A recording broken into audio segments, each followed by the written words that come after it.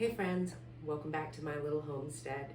Today I am going to show you how I get ready for my canning season, which is about to begin.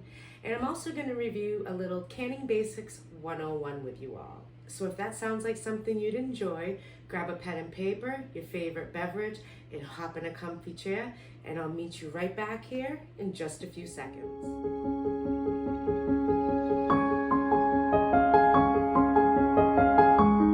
So my canning season is about to start. It starts every fall, and that is just another reason why I love October so much. I look forward to this time of year all year long.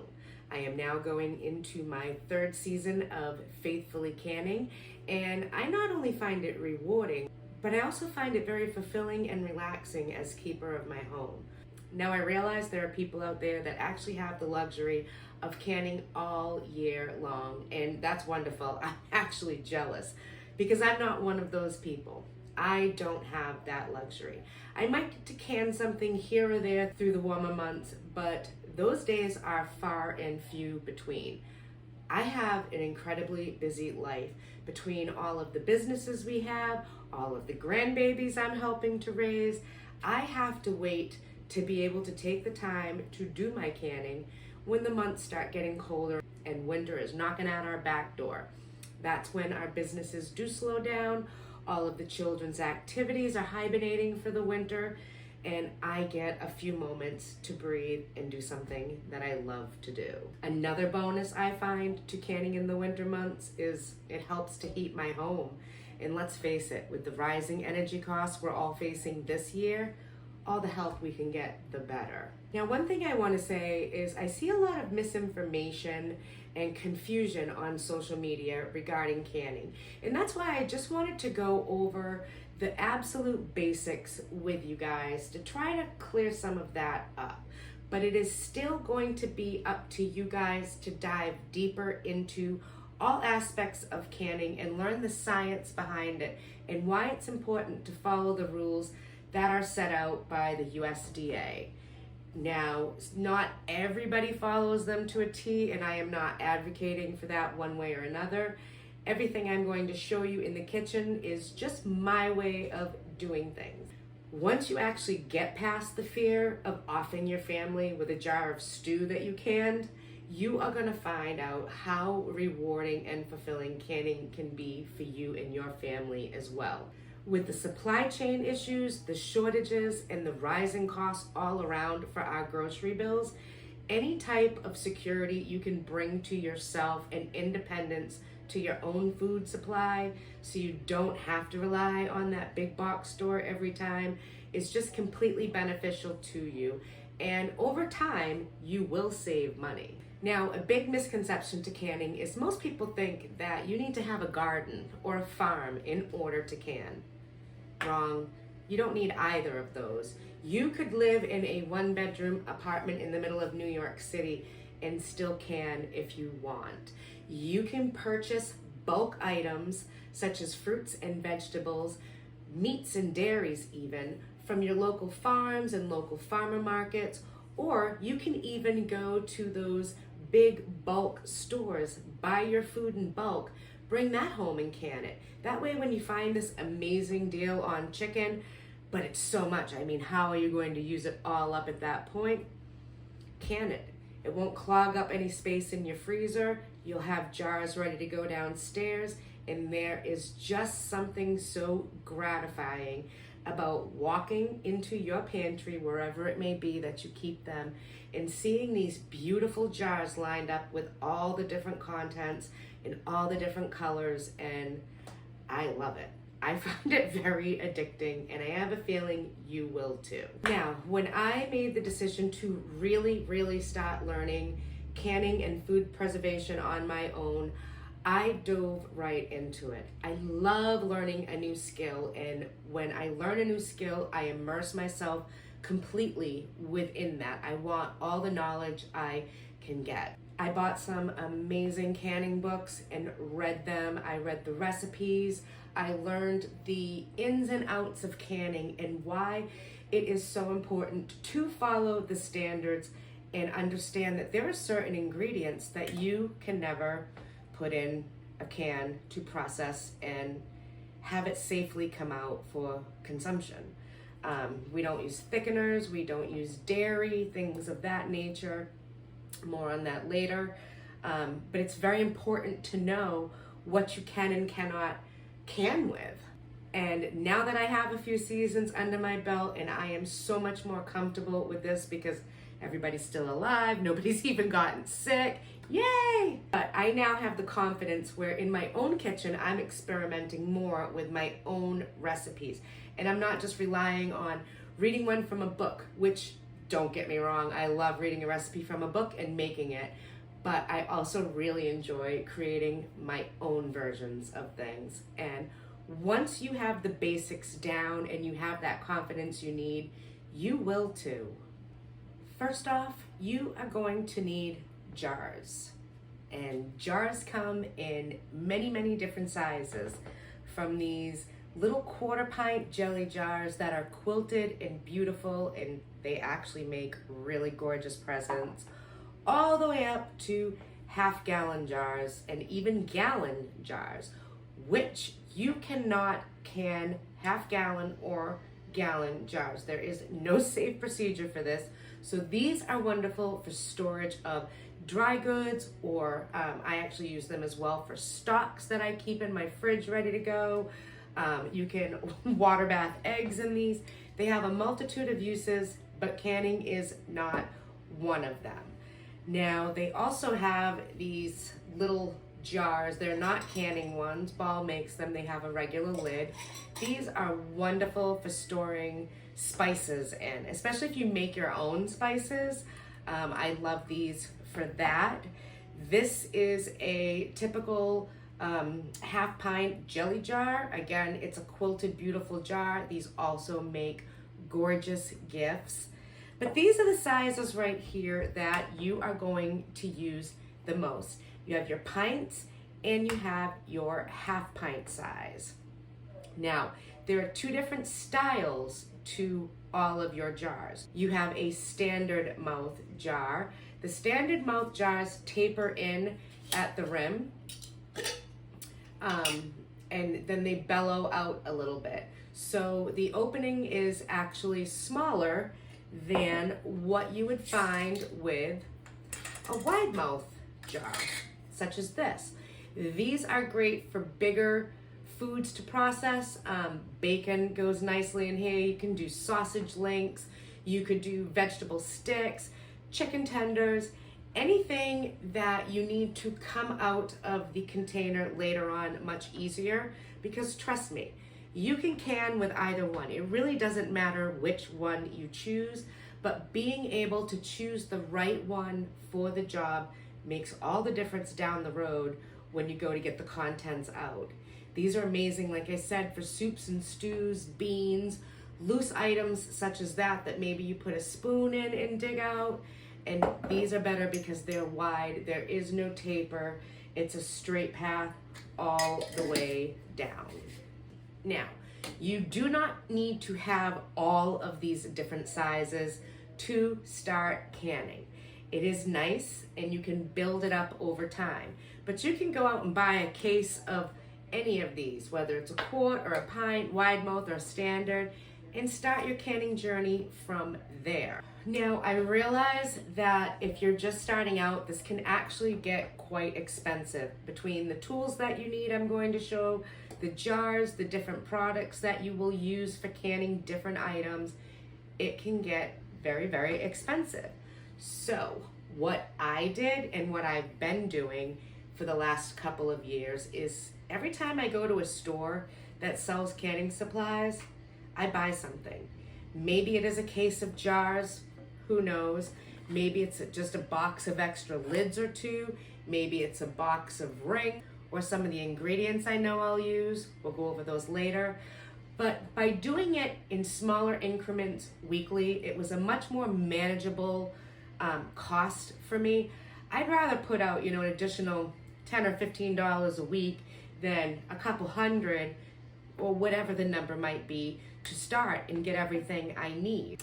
And with the shortages that we all experienced last year regarding lids and rings, I said it's not going to happen again. I want to have enough of everything. So that was my policy. I would purchase every time. I would go to places like Walmart, Target. I even found these half gallons, and I'm telling you, this was the craziest thing. At my grocery store, which is Hannaford's, which is not a cheap store, let me tell you. They had a case of half-gallon jars on the shelf marked $9.99, and I'm like, what? I'm buying them. If they had more, I would have bought them, but they had one. So when you see deals and sales, grab them up. Do little by little by little, and it won't seem so overwhelming to start with. Just follow my lead, do it that way, and it's a much more manageable way to acquire everything that you need without breaking the bank all at once. Now, safe canning by the USDA standards says that you absolutely can reuse your jars and you can reuse your rings, but you are not supposed to reuse your lids. This is one of those my kitchen, my rules moment, because I do reuse my lids. But every canning season, when I get ready like I am right now and showing you, I inspect all of my reused equipment. Everything from my jars, I inspect them. I'm looking for cracks or chips, anything that is going to damage the structure and the integrity of the glass. If it has any type of a blemish to it, I'm not going to use it. It's not worth the risk of something happening with such hot contents. I'll get rid of it. Same with the rings. I inspect all of my used rings and I'm making sure there is no rust accumulation in them. They are not bent, they are not warped, they still go on perfect, they screw nicely. I'm looking for all that. When it comes to a lid I have already used, I am also inspecting the quality of this lid.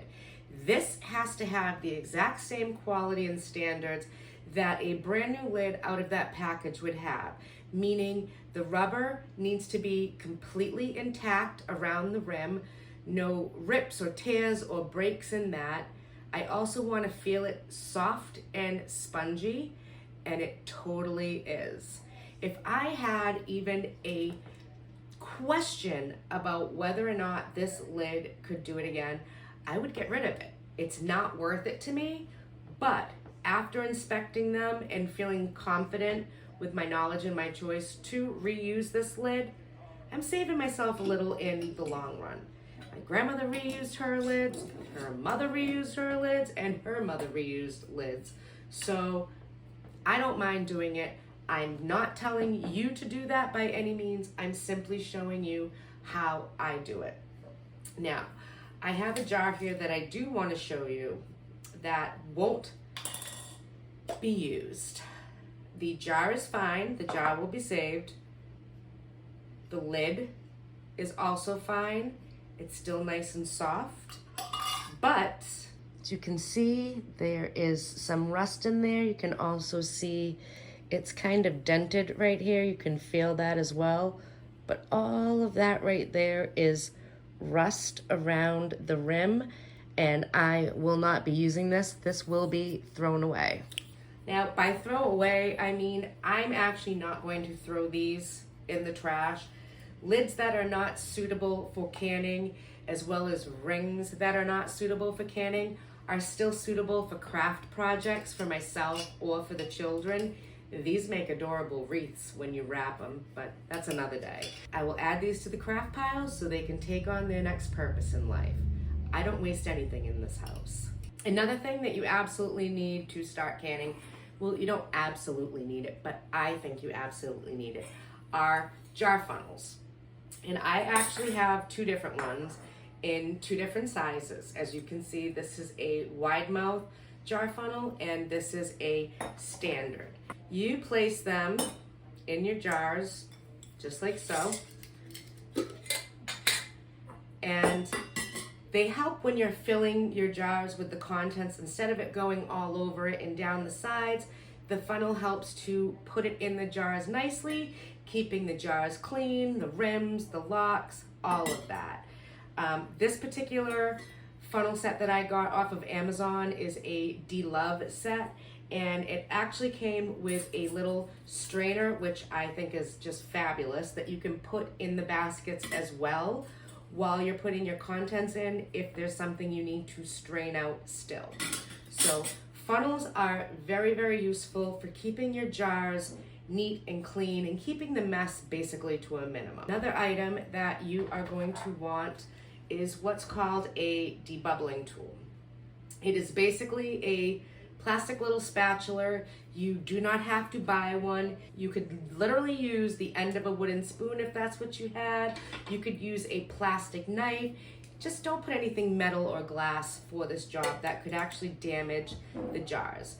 What you would do with this is once you have your food inside of the jars filled to the proper level, you take this tool and you sink it in and you just kind of move it back and forth like so. That removes the bubbles and the air from the contents of the jar. And this is a super important step. It's important because the empty space ratio to the content needs to be balanced. And it needs to be balanced so that after processing, the air can escape and pull the oxygen with it, thus sealing the jars, which creates that wonderful ping we all love to hear. A must-have tool is what's called a jar lifter. This also came in my initial kit. And basically you use a jar lifter just like that to lift your jars. It has a rubber end for gripping the jars and then a comfort handle on this particular one. And you basically bring it around your jars, squeeze it, and this is what you use to lift your jars in and out of the pot. Now, when your jars are processed, they are extremely, extremely hot. And if you try to put your hand in there or something that's not proper for the job, you run the potential of really getting seriously burned, and we don't want that to happen. So get yourself a jar lifter, safely remove those jars from your canner, burn free. And as a little side tip, I want to mention, some people don't think about this, but if you have granite or stone counters, that is a material that tends to stay relatively on the cold side. So when your jars are processed and you're removing it from the pan, whether that's a water bath or a pressure canning pan, it's incredibly hot. Do not set it on top of that very cold stone. You run the risk of actually cracking the jar, or even worse, cracking your stone by putting such a high temperature heat directly on such a cold surface. Instead, you need to set it on something wooden. A wooden cutting board is perfect. Butcher block counters are perfect. You could even put it on a very, very thick towel. My Nana actually had a granite island, and when she did her canning, she had it was a super thick towel. When she couldn't find her cutting board one day, she set it down and it worked just fine. I prefer to use the cutting board method or right on my butcher block, but just don't ever set it on a stone type counter. It will be very bad. You could even get hurt. It could actually explode the jar. You just don't take the risk. Always safety first. They're very hot. Now, you can literally buy a kit off of Amazon that contains your debubbler, your jar lifter. It does come with a funnel. I think it comes with a few other accessories that you could use for canning, and they're relatively cheap. It's about $25 for the set. Or you can just buy the pieces that you need as you go. Whatever works for you is totally fine. In fact, if you have something around the house already, just use that. Save yourself some money. There are two different types of canning methods. One is called a water bath method, and that is basically done in just a giant stock pot.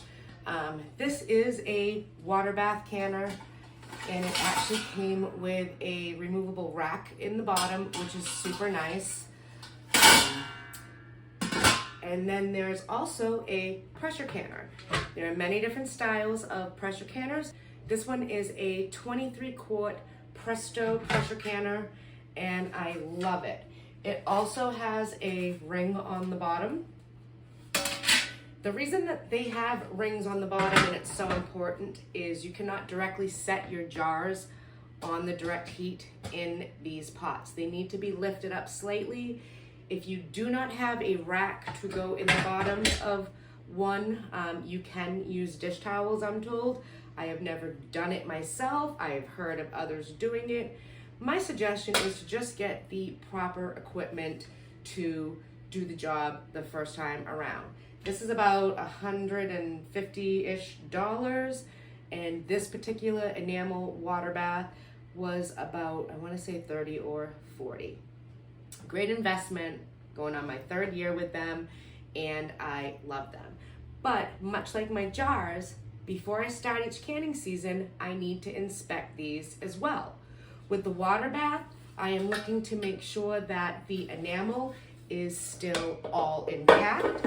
I am checking to make sure there's no rust marks, the enamel has not chipped off anywhere, my basket is still in fabulous condition.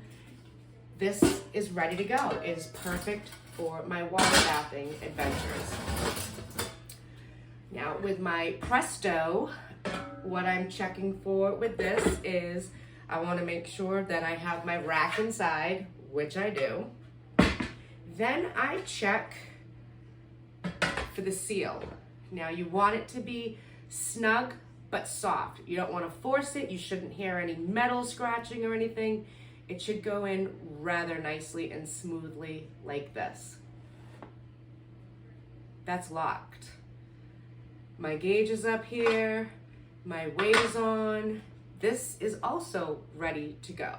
Now, if you have a second-hand pressure canner or a very old one or maybe a hand-me-down, whatever the case may be, if you have any questions about your pressure canner, you can call your local extension office and make an appointment with them. You can then bring your canner to them and leave it, and they will inspect your entire canner. They will make sure the gauges work right. They will make sure that the regulator and everything is working. The nipple is free. There's no clogs.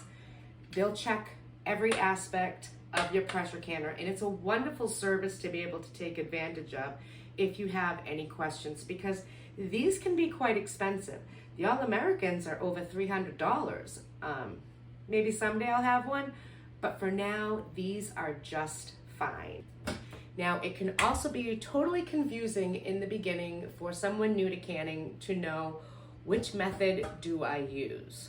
Well, there's actually a very simple answer to that. High acid foods such as fruits, tomatoes, and pickles can safely be water bath. Anything with a pH value lower than 4.6 can be water bath. That means they have a very high acidic content, and this is a safe canning method. Foods with a very low acidity content, which would be all of your vegetables and all of your meats, would be poultry and seafood as well, must be pressure canned.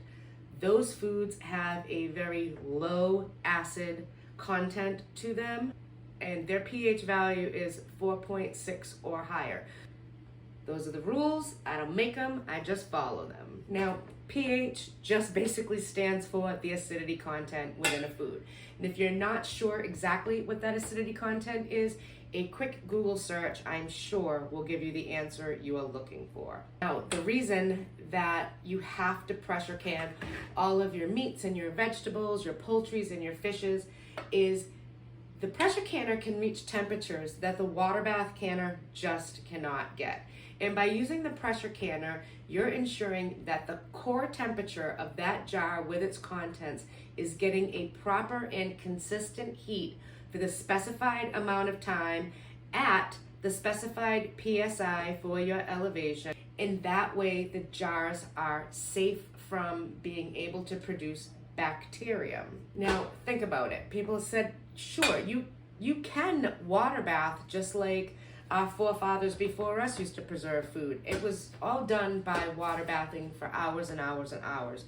But let's do some simple critical thinking here. When you boil water for that long of a period of time, water has a tendency to evaporate, and the odds of you having to re-add water to your water bath for 3-hour processing time are very high. What happens when you add water to boiling water? Even if it's boiling water already, it's going to stop that boil, whether it's for a second or several seconds or even a minute. And that's what makes an inconsistent temperature, and it's not safe for the items that it really is imperative to get to the core of that. You need the temperatures that the pressure canner can get to. Little guy tries, but he just isn't there. You need the big guns for that one. Now, once the core temperatures reach that temperature for the specified amount of time, like I said, it actually dismisses the chances of bacteria growing inside of your jars as they're stored. This bacteria creates an illness that is called botulism, and it can be potentially fatal. So you always want to follow the safe practice canning methods of today to ensure that everything that you're processing is going to be done correctly and right at the right temperatures, eliminating all chance of growing any bacterium within those jars itself. Now, I want to also stress that botulism is incredibly rare, and I mean like incredibly rare. I do not know one person that has ever gotten botulism, and I actually know a lot of people that can. I've eaten a lot of canned products. I am 50 years old. I'm still here. I've never gotten sick. It's just rare. And once the new canners get past the fear of that, you will find out how rewarding and exciting canning can be. And I'll be honest, I was petrified when I started of botulism. These groups had me scared to death, and reading how deadly the illness can be was like, oh my gosh.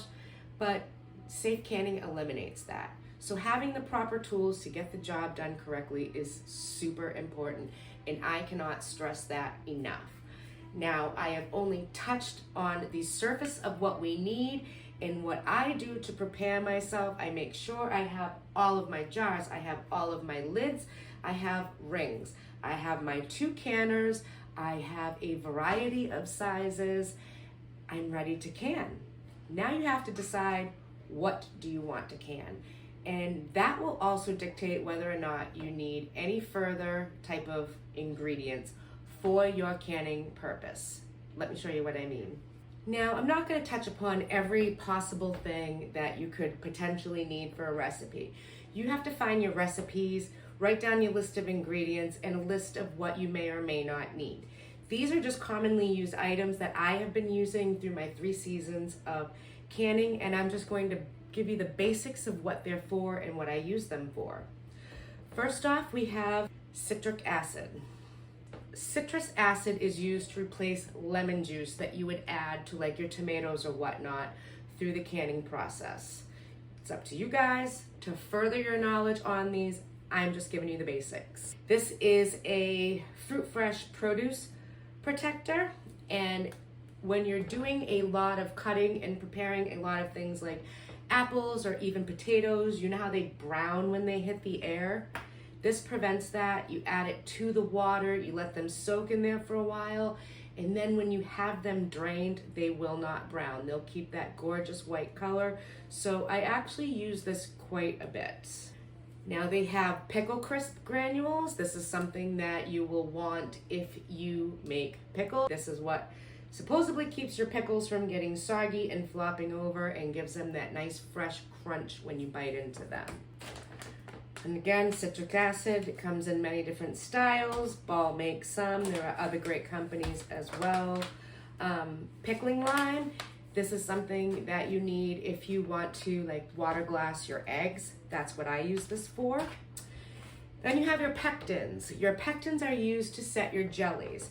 There are sugar pectins and then less sugar pectins depending upon your needs.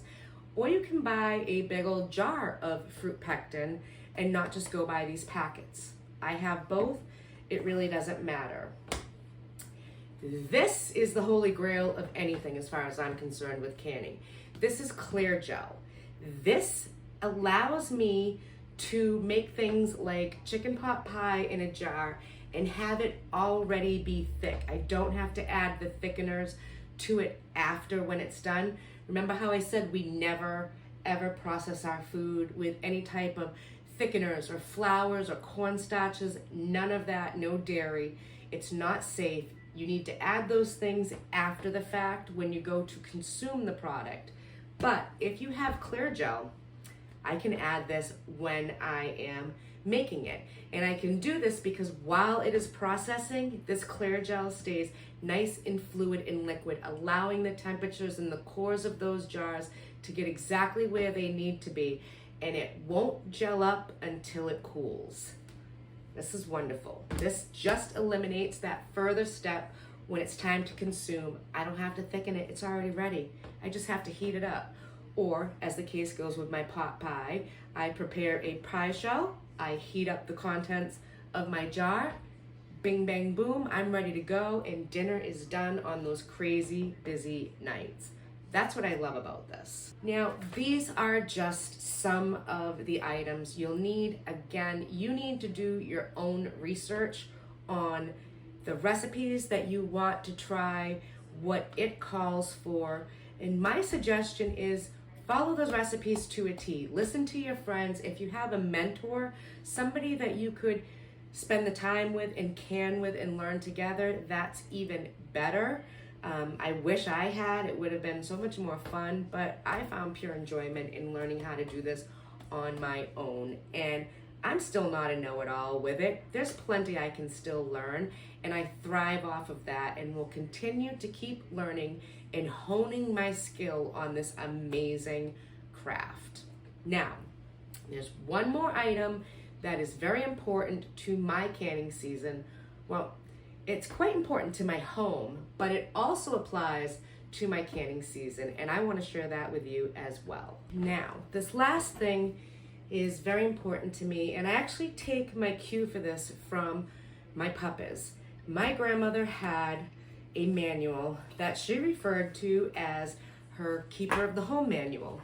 And in that manual, she would go so far as to write down her grocery store trips, what she paid for things, a recipe she thought was fabulous, important maintenance that maybe was done on a boiler or whatever, any type of home improvement projects, everything she put into her book. And that really imprinted on me.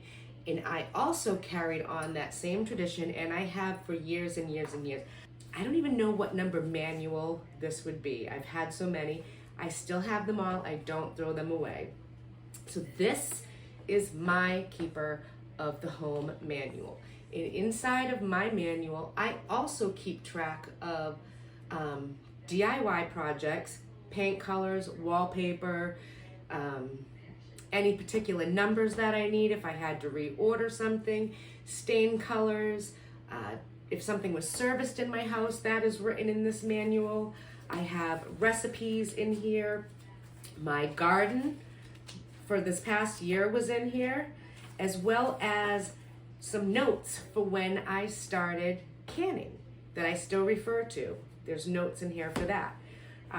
What I like about this is it fits right into my pocketbook and I can take it anywhere. And by carrying it with me all the time, I've actually gotten some really great opportunities to write down some amazing recipes I might have not gotten otherwise. But this one is my new one. And what I do when I can is I write down the recipe. I leave a space. Let me show you. Like, here's an example of one. It hasn't been done yet. This is set for me. This will be one of the first ones I do. It has my recipe. I leave a spot blank for the date for when I make it, and I leave a spot on the bottom that's clear for notes. Now, what will happen is when I go to can this particular item, which this particular one is my Sloppy Joe recipe, I'll put the date in there that I made the Sloppy Joes, and I will put notes below, whether I changed an ingredient, added something different. I will put how many I got from this particular recipe, what was the yield, what did I get from it. That will all go in there. But I will also come back to this page and to this recipe maybe 6 months down the road. As I open the jars periodically, not everyone, but as I open the jars, I will make notes of what did the family think about it? What was the consistency? What was the texture? What was the flavor? Did it increase? Did it decrease? Did it go bad? I want to know, and I want to know what I used and how it went. And to me, it's just incredibly useful to have everything pertaining to my home in this one spot, including all of my recipes, all of my canning. Not all of my recipes, I have a pretty big recipe book, but this is where they go when I am testing in my kitchen. And for me, picking out the new manual as I need them is part of the fun. I actually found this great leather one, I think actually at Tractor Supply. And I love it because it is like so primitive with its pages and how it's put together with twine on the pages, which I'm noticing my pages are coming apart, so I need to fix that. Because this is super cute and super catchy and it just looks absolutely amazing, I'm more apt to keep up with those daily writings and to keep it there for my recipes and keep it with me in my purse. It's been quite useful beyond even canning, because if I have a project I'm trying to get done, this has just been so useful even beyond my canning. If I have a project that I am trying to get done and something I need for it, I write it down in here. Because it's so small, I do always have this in my purse. And if I'm making an unexpected stop near a store that would have what I need, or at the store even, I can refer to this and go, oh gosh, okay, this is the size I'm looking for. This is what I'm looking for, da da da da da. This is the best tool ever. This is my Keeper of the Home manual. I just especially like it for the purposes of referring back to it, especially with my canning. It's just very important to have a Keeper of the Home manual. This is mine. That is my final tip for you. I love this. This is my Bible. It is always, always with me. Never far from me. I like it. I want to thank you guys for hanging out with me as I showed you how I prepare for my canning season. My jars will all be inspected, all my lids will be inspected, and my rings for the jars and lids and rings that I've used previously. Anything new, as I open them up, I inspect them there. I've honestly never had a problem opening a package and having a crack in anything, but nonetheless, I always check my jars before I use them. I've checked my equipment to make sure that it looks like it's in pristine working order, which it is, and I have all of my supplies on hand. I even have my schedule down as to what we are going to start with and what I plan to can for this particular season, and I cannot wait to share that with you guys, because that's actually going to be the next video. If this is your first time here, my name is Shawn-Marie, and this is my little homestead that we call the Fat Rooster Farm. I'm just stay-at-home Nana helping to raise my 4 grandchildren for my children, and I'm blessed and grateful to be able to do so, but I want to do it my way. I want to do it in a simpler way, and I want to bring them back to a time long gone. And I would love for you guys to come on this journey, on this crazy ride we call life, with me. So if that sounds good to you, hit that subscribe button. If you hit the bell, you will always be notified every time I upload content, and you will never miss anything. Again, this was just the basics of canning. Please, please, please do the research for yourself. It's very important that you know so much more than what I just simply explained to you. Thanks for coming along as I show you how I prep for my canning season. I am so excited to start. I cannot wait. I upload content every week, and you never know what it's going to be about. I'm also the author of the blog she'sinaelement.com. You might want to pop over to my blog and find some interesting articles that could catch your eye. Again, thanks so much for stopping by the homestead as I prep for canning, and the next time I see you guys, we'll be canning. I am so excited for that. I hope you are too. Get ready.